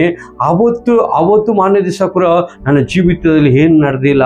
ಏನಪ್ಪ ಇದು 4 ಸರಿ ನನ್ನ ಒಳಗಡೆ ವಿಷ ಹೋಗಿದೆ, ನಾನು ಹೆಂಗೆ ನನಗಂದ್ರೆ ಸಾಯ್ಬೇಕಂತ ಆಸೆ, 4 ಸರಿ ಒಳಗಡೆ ಹೋಗಿದೆಲ್ಲ, ನನ್ನ ಸತ್ಯ ಇಲ್ಲಲ್ಲ ಅಂತ ಹೇಳಿ ನನಗೆ ಒಂಥರ ತಿರುಗಿ ಆ ದುರಾತ್ಮ ನಾನು ಬಿಟ್ಟಿಲ್ಲ. ತಿರುಗಿ ಬಂದು ನನ್ನ ಟ್ರೈ ಮಾಡೋಕ್ಕೆ ಹೇಳ್ತಾ ಇದೆ.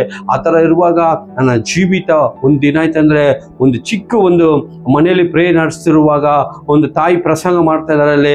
ಆ ಪ್ರಸಂಗ ಮಾಡ್ತಾ ಇರುವಾಗ ಅವರ ಸಂದೇಶವನ್ನು ನಾನು ಕೇಳಿದೆ, ನಿನ್ನ ಮನಸ್ಸಲ್ಲಿ ಒಳ್ಳೆಯದನ್ನ ಇಡಬೇಕು, ಆ ಯೇಸುನ ಕರಿಬೇಕು ಅಂತ ಹೇಳಿ ಯಾವತ್ತು ನನ್ನ ಜೀವಿತದಲ್ಲಿ ಅವತ್ತು ಆ ಅಮ್ಮ ಮಾತನಾಡುವಾಗ ಆ ಮಾತನ್ನೆಲ್ಲ ನಾನು ಕೇಳ್ತಾ ಇರುವಾಗ ಅವತ್ತು ಅಮ್ಮ ಪ್ರಸಂಗ ಎಲ್ಲ ಮುಗಿದು ಬಂದಮೇಲೆ ನಾನು ಹೇಳಿದೆ, ಏಸಪ್ಪಗೆ ಹೆಂಗೆ ಜಾಗ ಕೊಡಬೇಕು, ಏಸಪ್ಪನ ಹೆಂಗೆ ನಾನು ತಗೋಬೇಕು ಅಂತ. ಅವಾಗ ಹೇಳಿದ್ರು, ನೀನೇನು ಇದು ಮಾಡಬೇಡ, ಏಸಪ್ಪ ನನ್ನ ಬಿಡುಗಡೆ ಮಾಡು, ನನಗೆ ರಕ್ಷಣೆ ಕೊಡು ಅಂತ ನೀನು ಕೇಳು, ನಿನಗೆ ರಕ್ಷಣೆ ನನ್ನ ದೇವ್ರು ಕೊಡ್ತಾರೆ ಅಂತ. ಆವತ್ತಿನ ದಿನದಲ್ಲೇ ನನ್ನ ಜೀವಿತ ಒಂದು ಬದಲಾವಣೆ ಆಯಿತು. ಆ ದೆವ್ವದ ಕಾರ್ಯದಿಂದ, ಆ ಸೈತಾನ ಕಾರ್ಯದಿಂದ ದೇವರು ನನ್ನ ಬಿಡುಗಡೆ ಮಾಡಿದವರಾಗಿದ್ದಾರೆ. ಈ ನನ್ನ ಒಂದು ಒಳ್ಳೆ ಮಾರ್ಗಕ್ಕೆ ನನ್ನ ಕರ್ಕೊಂಬಂದು ದೇವರು ಇವತ್ತುವರೆಗೂ 26 ವರ್ಷದಿಂದ ನಾನು ಸೇವೆ ಮಾಡೋವನಾಗಿ ದೇವರಿಗೆ ನಿಂತ್ಕೊಂಡು ಮೊದಲನೇ ಸೇವಕರನಾಗಿ ನನ್ನ ಎಬ್ಬಿಸಿ ಇವತ್ತು ಅನೇಕ ಗ್ರಾಮದಲ್ಲಿ ಅನೇಕ ಆಲ್ ಓವರ್ ಇಂಡಿಯಾದಲ್ಲಿ ಹೋಗೋದ ಜಾಗನೇ ಇಲ್ಲ. ಎಲ್ಲ ಕಡೆನೂ ಹೋಗಿ ದೇವರ ಸುವಾರ್ತೆನ ಹೇಳಿ ಅನೇಕ ಜನ ಎಬ್ಬಿಸಿ ಅನೇಕ ದೆವ್ವಗಳಿಂದ ಬಿಡಿಸುವನಾಗಿ ನನ್ನ ದೇವರು ಉಪಯೋಗ ಮಾಡ್ತಾ ಇದ್ದಾರೆ. ನಿಜವಾಗಿ ಈ ಸಾಕ್ಷಿನ ನಿಮ್ಮ ಮನೆಯಲ್ಲಿ ನಾನು ಹೇಳ್ಬೇಕಂತ ಬಯಸಿದೆ. ನಿಜವಾಗಿ ಈ ಸಾಕ್ಷಿ ನಿಮ್ಗೆ ಆಶೀರ್ವಾದವಾಗ ಇರುತ್ತೆ ಅಂತ ನಾನು ಬಯಸ್ತಾ ಇದ್ದೀನಿ. ಇಲ್ಲಿ ನೋಡ್ರಿ, ಈ ವ್ಯಕ್ತಿನ ದೇವರು ಹೆಂಗೆ ಬಿಡುಗಡೆ ಮಾಡಿದ್ರು. ಹಲ್ಲೆಲೂಯಾ. ಇನ್ನು ಅದೇ ಮಾರ್ಕನ ಬರೆದ ಸುವಾರ್ತೆಯಲ್ಲಿ 15-16 ನೀವು ಓದುವಾಗ ಆತನ ಜೀವಿತದಲ್ಲಿ ಇವಾಗ ಅವನು ಬಂದು ದೇವರ ಹತ್ರ ಮಾತನಾಡ್ತಾನೆ. ಏನಂತ ಮಾತನಾಡ್ತಾನೆ ಅಂದ್ರೆ, ದೇವರೇ ಇವಾಗ ನಾನು ನಿನ್ನ ಬಲೆಗೆ ಬರ್ತೀನಿ, ನಾನು ನಿನ್ನ ಆ ವಾಕ್ಯನ ಓದ್ಕೊಳ್ಳೋಣ, ನಾನು ನಿನ್ನ ಜೊತೆಯಲ್ಲಿ ಬರ್ತೀನಿ ಅಂತ ಹೇಳ್ತಾರೆ. ನೋಡ್ರಿ, ಇದುವರೆಗೂ ಅವನ ಜೀವಿತ ಎಷ್ಟು ವರ್ಷ ಅವನ ಜೀವಿತದಲ್ಲಿ ದೆವ್ವ ಹಿಡ್ದಿತ್ತು, ಎಷ್ಟು ವರ್ಷ ಅವನ ಸಮಾಧಿ ಬಳಿಯಲ್ಲಿ ಇದ್ದ ಅಂತ ದೇವ್ರ ವಾಕ್ಯ ಹೇಳ್ಕೊಟ್ಟಿಲ್ಲ. ಅಷ್ಟುವರೆಗೂ ಅವನ ಜೀವಿತದಲ್ಲಿ ದೆವ್ವ ಹಿಡ್ದಿತ್ತು. ನೋಡ್ರಿ, ಅದೇ ಆ 15-17 ವಾಕ್ಯದಲ್ಲಿ ನಮ್ಗೆ ಹೇಳಲ್ಪಟ್ಟಿದೆ. ಅವನು ಹೇಳ್ತಾನೆ, ಯೇಸುವೆ ನಾನು ನಿನ್ನ ಹಿಂದೆ, ಓದ್ರಿ ಆ ವಾಕ್ಯವನ್ನ. ಆತನು ದೋಣಿಯನ್ನು ಹತ್ತುವಾಗ ಆ ದೆವ್ವ ಹಿಡಿದಿದ್ದವನು ನಾನು ನಿನ್ನ ಬಳಿಯಲ್ಲಿಯೇ ಇರುತ್ತೇನೆಂದು ಆತನನ್ನು ಬೇಡತೊಡಗಿದನು. ಹಲ್ಲೆಲೂಯಾ. ಇಲ್ಲಿ ನೋಡ್ರಿ, ಆತನ ಯೇಸು ಕ್ರಿಸ್ತನ ದೋಣಿ ಹತ್ತಿದ ಮೇಲೆ ಇವಾಗ ಅವನಿಗೆ ಬುದ್ಧಿ ಬಂತು, ವಸ್ತ್ರವನ್ನು ದೇವರು ಕೊಟ್ಟರು, ಅವನ ಜೀವಿತವನ್ನು ದೇವರು ಬದಲಾವಣೆ ಮಾಡಿದ್ರು, ಒಳ್ಳೆ ಜ್ಞಾನವನ್ನ ಬುದ್ಧಿನ ಅರಿವನ್ನ ದೇವರು ಕೊಟ್ಟು ಇವಾಗ ದೋಣಿ ಹತ್ತುವಾಗ ಈ ವ್ಯಕ್ತಿ ಹೇಳುವ ಕಾರ್ಯ ಏನಂದ್ರೆ, ಯೇಸುವೆ ನಾನು ನಿನ್ನ ಜೊತೆಯಲ್ಲಿ ಬರುವನಾಗಿದ್ದೀನಿ ಅಂತ. ಅದಕ್ಕೆ ದೇವರು ಅಲ್ಲಿ ಮುಂದೆ ಹೇಳಲ್ಪಟ್ಟಿದೆ, ನೀನು ಮುಂದೆ ಹೋಗಿ ನಿನ್ನ ಕುಟುಂಬಕ್ಕೆ, ನಿನ್ನ ಬಂಧು ಎಲ್ಲರಿಗೂ ತೋರ್ಸಂತ ತೆಕ್ಕಪೋಲಿಯ ಅಂತ ಹೇಳಿ ಆ ಗ್ರಾಮಕ್ಕೆ ಹೋಗಂತ ಹೇಳಿ ದೇವರು ಆ ತಕ್ಕಪೋಲಿ ಅಂತ ಆ ಜಾಗದಲ್ಲಿ ಎಲ್ಲದಲ್ಲೂ ಈ ವ್ಯಕ್ತಿ ಹೋಗಿ ಸೇವೆ ಮಾಡಿದವನಾಗಿದ್ದಾನೆ. ಹಲ್ಲೆಲೂಯಾ. ನೋಡ್ರಿ, ಒಂದು ಮನುಷ್ಯನ ಜೀವಿತದಲ್ಲಿ ಯೇಸು ಬರುವಾಗ ಆತನ ಟೋಟಲ್ ಆಗಿ ದೇವರು ಬಿಡುಗಡೆ ಮಾಡುವವರಾಗಿದ್ದಾರೆ. ಅವನ ಕಂಪ್ಲೀಟ್ ಆಗಿ ಅವನ ಜೀವಿತವನ್ನ ಬದಲಾವಣೆ ಮಾಡಿದ್ರು. ಇವಾಗ ನೆನೆಸು ನೋಡ್ರಿ, ಅವನಿಗೆ ಒಂದು ಒಳ್ಳೆ ಕುಟುಂಬ ಇದೆ. ದೇವರು ಹೇಳ್ತಾರೆ ಅವನ ಕುಟುಂಬಕ್ಕೆ ಹೋಗಂತ ಹೇಳಲ್ಪಟ್ಟಿದೆ. ಅವಾಗ ಅವನಿಗೆ ಅಕ್ಕ ತಂಗಿದ್ರು ಯಾರು ಇದ್ದಿರ್ಬೋದು, ಅಪ್ಪ ಅಮ್ಮ ಇದ್ದಿರ್ಬೋದು, ಎಲ್ಲ ಇದ್ದಿರ್ಬೋದು. ಅಂದ್ರೆ ಅವನ ಜೀವಿತ ಒಂದು ಶೂನ್ಯವಾಗಿತ್ತು, ಕೈ ಬಿಡಲ್ಪಟ್ಟಿದ್ದಾಗಿತ್ತು. ಅಂದ್ರೆ ಈ ದೇವರು ಮೊದಲನೇದು ಹೇಳ್ತಾರೆ, ನೀನು ಹೋಗಿ ನಿನ್ನ ಮನೆಗೆ ಹೋಗಂತ. ಆ ವ್ಯಕ್ತಿ ಹೋಗಿ ಅಲ್ಲಿ ಕೆರಡ ವಾಕ್ಯ ಹೇಳಲ್ಪಟ್ಟಿದೆ. ಕೆರಡ ಹಂಗೆ ಹೋದ್ರೆ ಅವನ್ ಎಲ್ಲ ಜಾಗದಲ್ಲಿ ಅವನ್ ಸೇವೆ ಮಾಡ್ದ ಅಂತ ಹೇಳಲ್ಪಟ್ಟಿದೆ. ಆದರೆ ಆತನು ಅವನನ್ನು ಇರಗೊಡದೆ ಹಾ. ಅವನಿಗೆ ನೀನು ನಿನ್ನ ಮನೆಗೂ ನೀನು ನಿನ್ನ ಮನೆಗೆ ನಿನ್ನ ಜನರ ಬಳಿಗೂ ನಿನ್ನ ಜನಗ ಬಲೆಗೆಗೂ ಹೋಗಿ ಹೋಗಿ ಸ್ವಾಮಿಯು ಸ್ವಾಮಿಯು ನಿನ್ನಲ್ಲಿ ನಿನ್ನಲ್ಲಿ ಕರುಣೆ ಇಟ್ಟು ಕರುಣೆ ಇಟ್ಟು ನಿನಗೆ ನಿನಗೆ ಎಂತೆಂತ ಎಂತಂತ ಉಪಕಾರಗಳನ್ನು ಉಪಕಾರಗಳನ್ನು ಮಾಡಿದ್ದನೋ ಅದನ್ನು ಹೇಳು ಅಂದನು. ಅದನ್ನು ಹೋಗಿ ಎಲ್ಲ ಜನಗೆ ನೀನು ಹೇಳು ಅಂತ ಹೇಳಲ್ಪಟ್ಟಿದೆ. ಹಲ್ಲೆಲೂಯಾ. ಅವನು ಎಲ್ಲೋ ಜಾಗದಲ್ಲಿ ಹೋಗಿ ದೇವರು ಮಾಡಿದ ಕರುಣೆನ, ದೇವರು ಹೆಂಗ ಅದ್ಭುತವನ್ನ ಮಾಡ್ತಾರಂತ ಅವನು ಎಲ್ಲಾ ಜಾಗದಲ್ಲಿಯೂ ಆತನು ಹೇಳಿದವನ ಆಗಿದ್ದಾನೆ. ದೇವರಿಗೆ ಸ್ತೋತ್ರವಾಗಲಿ. ದೇವರ ನಾಮ ಮಹಿಮೆ ಹೊಂದಿದವಾಗಿದೆ. ಹಲ್ಲೆಲೂಯಾ. ಇವಾಗ ಈ ಮನುಷ್ಯನ ಯಾರು ಬಿಡುಗಡೆ ಮಾಡಿದ್ರು? ಅವ್ರ ಕುಟುಂಬ ಬಿಡುಗಡೆ ಮಾಡಿಲ್ಲ, ಸಮುದಾಯ ಬಿಡುಗಡೆ ಮಾಡಿಲ್ಲ, ಅವ್ರ ಸ್ನೇಹಿತರು ಬಿಡುಗಡೆ ಮಾಡಿಲ್ಲ, ಯಾರು ಬಿಡುಗಡೆ ಮಾಡಿಲ್ಲ. ಅಂದ್ರೆ ಯೇಸು ಒಬ್ಬರೇ ಬಿಡುಗಡೆ ಮಾಡಿದವರಾಗಿದ್ದಾರೆ. ಯೇಸು ಒಬ್ಬರೇ ರಕ್ಷಣೆಯನ್ನು ತಗೊಂಡ್ಬಂದವರಾಗಿದ್ದಾರೆ. ಅದಕ್ಕೆ ಅವ್ರು ಹೇಳ್ತಾರೆ, ನಾನೇ ಸತ್ಯ, ನಾನೇ ಮಾರ್ಗ, ನಾನೇ ಜೀವ ಅಂತ ಹೇಳಲ್ಪಟ್ಟಿದೆ. ಆತನ ಬೆಲೆಯಲ್ಲೇ ನಮಗೆಲ್ಲವೂ ಉಂಟು. ಹಲ್ಲೆಲೂಯಾ. ಆತನ ಇಡ್ತಾನೆ ನಮಗೆ ಎಲ್ಲ ಕಾರ್ಯಗಳು ಉಂಟು. ಈ ವೇಳೆಯಲ್ಲಿ ಎಂಥ ಒಂದು ಸೈತಾನ ಕಾರ್ಯಗಳಿದ್ರು ಕೂಡ, ಈ ಲೋಕದಲ್ಲಿ ಯಾವುದೋ ಒಂದು ಕಾರ್ಯಗಳಲ್ಲಿ ನೀವು ಸಿಕ್ಕಾಕೊಂಡಿದ್ರು ಕೂಡ, ಇವತ್ತು ದೇವರ ಆತ್ಮನಿಗೆ ನೀವು ಬಿಟ್ಟು ಕೊಡ್ರಿ. ಇವತ್ತು ದೇವರು ನಿಮ್ಮನ್ನ ಹುಡುಕೊಂಬಂದು ದೇವರು ಇವತ್ತು ನಿಮ್ಮನ್ನ ಈ ಜಾಗದಿಂದ ದೇವರು ನಿಮ್ಮನ್ನ ಬಿಡುಗಡೆ ಮಾಡುವವರಾಗಿದ್ದಾರೆ. ವೇಳೆಯಲ್ಲಿ ಯಾವುದಕ್ಕೂ ಭಯ ಪಡಬೇಡ್ರಿ. ದೇವರಿಗೆ ನೀವು ಒಪ್ಪಿಸಿಕೊಡ್ರಿ. ನಿಜವಾಗಿ ದೇವರು ನಿಮ್ಮನ್ನ ಬಿಡುಗಡೆ ಮಾಡುವವರಾಗಿದ್ದಾರೆ. ದೇವರಿಗೆ ಸ್ತೋತ್ರವಾಗಲಿ. ಈ ವ್ಯಕ್ತಿಯ ಜೀವಿತದಲ್ಲಿ ಯಾರು ಅವನಿಗೆ ಸಹಾಯ ಮಾಡಿಲ್ಲ.